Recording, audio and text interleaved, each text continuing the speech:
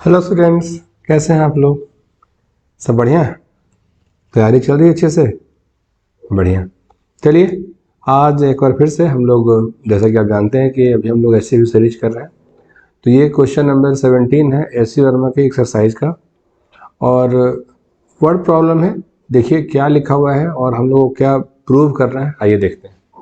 जैसे इसमें जो स्टेटमेंट है वो इस तरह से है, a particle moves on a straight line. पहली बात तो कि मूवमेंट किस पे है? स्ट्रेट लाइन पे।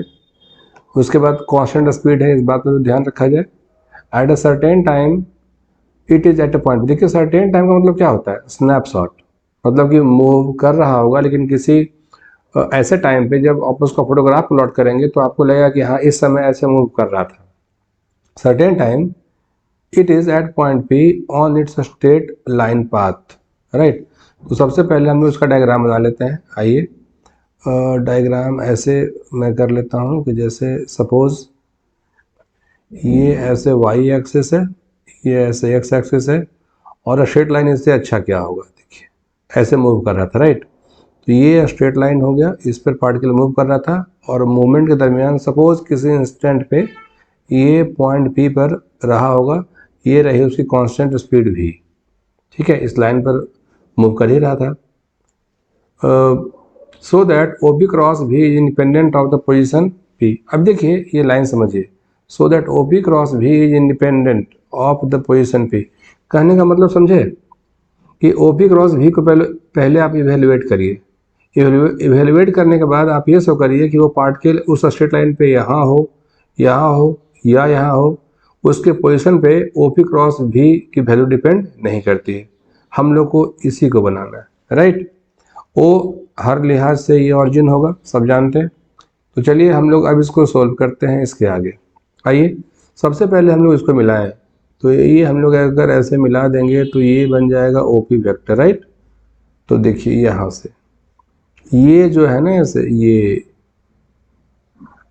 ये हो गया ओपी वेक्टर, इसी को बोलते हैं ओपी वेक्टर, यही है, राइट। इस पॉइंट को अपनी मर्जी से भी बोल देते हैं, और ये 90 डिग्री देखने में लग रहा है और है भी, ठीक है।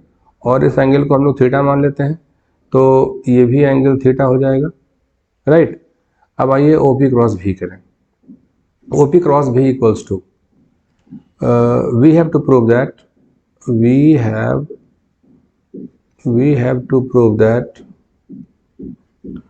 we have to prove that OP cross V is independent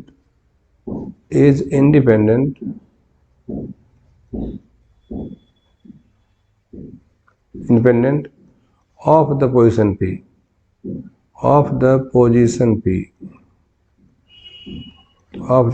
P, right. हम लोग को ये प्रूफ करना है। गिवन क्या था मैंने बता ही दिया। आइए, ओपी क्रॉस भी हम लोग जानते हैं कॉन्सेप्ट क्या है इसका। कॉन्सेप्ट ये रहा। Concept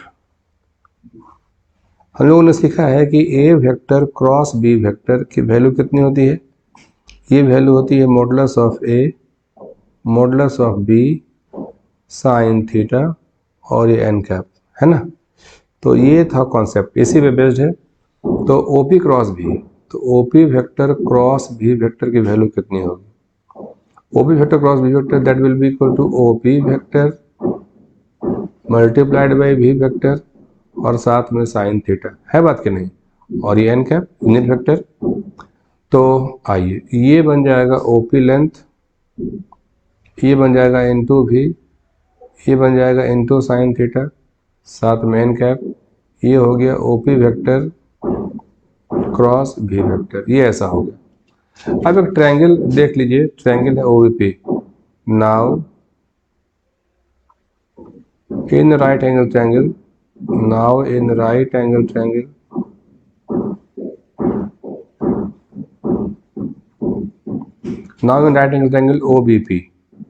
OBP।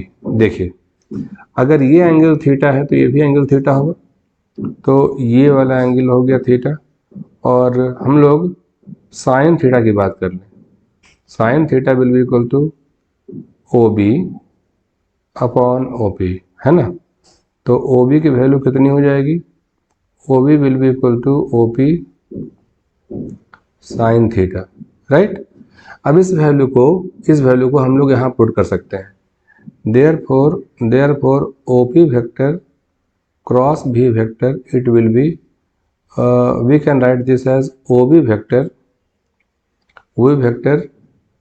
right, OV vector cross V vector. आप बोलेंगे सर ये कैसे? तो वो ऐसे कि ये वेक्टर प्रोडक्ट है, तो हम लोगों ने OP भी साइन थीटा को OB क्रॉस V कह सकते हैं, ठीक है।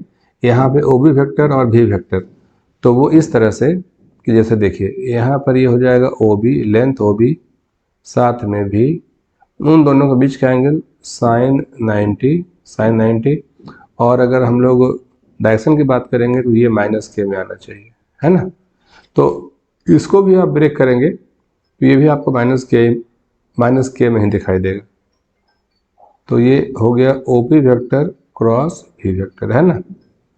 अब देखिए हम लोगों ने क्या सीखा, इससे क्या सीखा कि OB क्या कहीं बदलेगा फिगर के हिसाब से?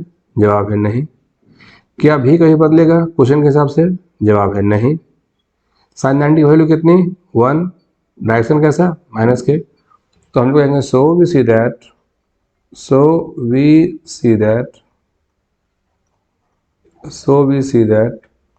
the value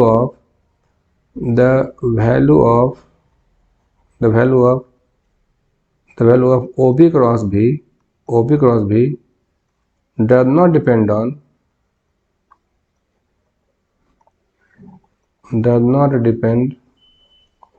on the position of particle P, the position of particle P। एक बात मैं और बता दूं, अगर ये पार्टिकल आगे बढ़ेगा तो हम लोग को ऐसा फील होता है कि सर अगर ये आगे बढ़ेगा तो OP का लेंथ तो बदलना चाहिए, ये लेंथ OP फिर ये लेंथ OP। मेरा कहना है कि अगर OP की वैल्यू बढ़ेगी तो थीटा की वैल्यू घटेगी। वो दोनों एक दूसरे के साथ इस तरह से एडजस्टेड हैं कि लेंथ OB बदल नहीं रहा और V की वैल्यू तो पहले कांस्टेंट है ही। एक बात तो हो गई OP के बढ़ने की बात। अगर OP की वैल्यू घटेगी ऑब्वियसली साइन थीटा बढ़ेगा, है ना। तो वो इस तरह से एडजस्टेड है कि OB और V तो खैर क्वेश्चन में ही मेंशन किया हुआ है कि V बदल नहीं रहा, V कांस्टेंट है। और लेंथ OB इस क्वेश्चन में पार्टिकल इस लाइन पे कहीं भी रहे, यहाँ रहे, कहीं भी रहे, लेंथ OB को बदलता हुआ हम लोग नहीं देख रहे हैं। इसलिए मैंने कहा so we see that the value of OB cross V does not depend on the position of particle P। I think अब आप समझ गए होंगे। आपने वीडियो को पूरा देखा, बहुत बहुत धन्यवाद।